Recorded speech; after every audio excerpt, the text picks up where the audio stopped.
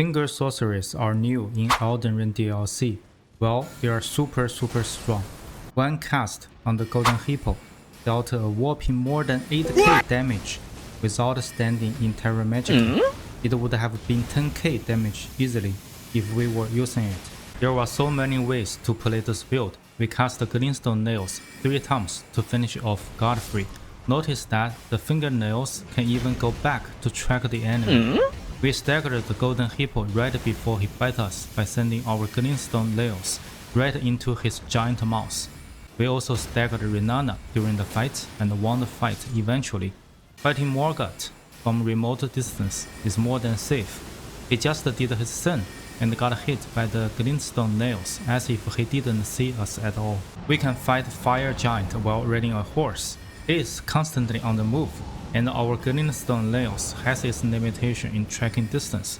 Well, we deleted him safely. We can use Fleet Macrocosm to deal with this annoying assassin without getting closer to him. The second explosion does a ton of damage. The initial contact does some damage, while the second burst has very decent damage.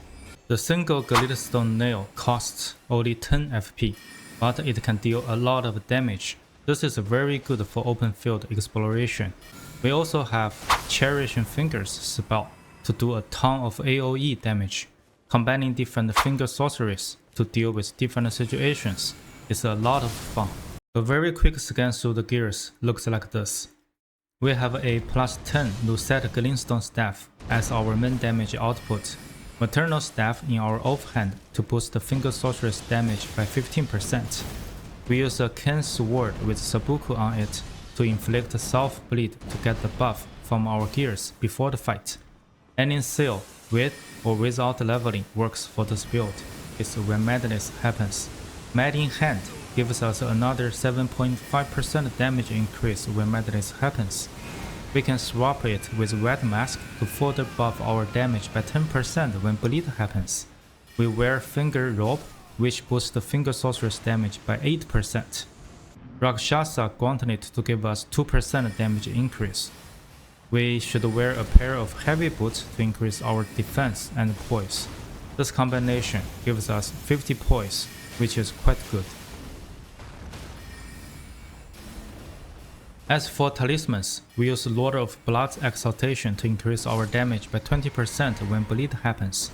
Aged One's Exaltation to increase our damage by 20% when madness happens.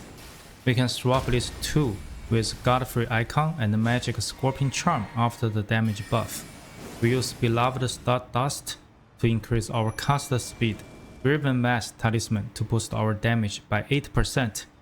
Depending on what type of damage the boss is doing, we can use a defensive talisman, such as Dragon Crest Great Shield Talisman to increase physical damage negation, or Golden Braid to increase holy damage negation.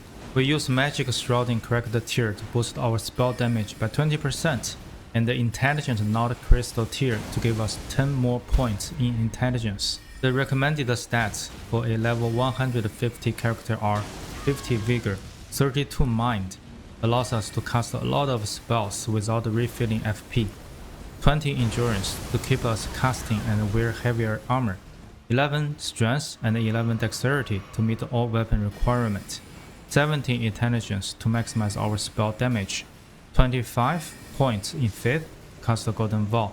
We don't need any point in Arcane. We drink our Physic and cast the Golden Vow. Drink Blood Boil Aromatic for offense, or Iron Jar Aromatic, or Boil the Crab for defense. Then we use Sabuku to inflict self-bleed, refill FP and HP, and we are ready for the fight.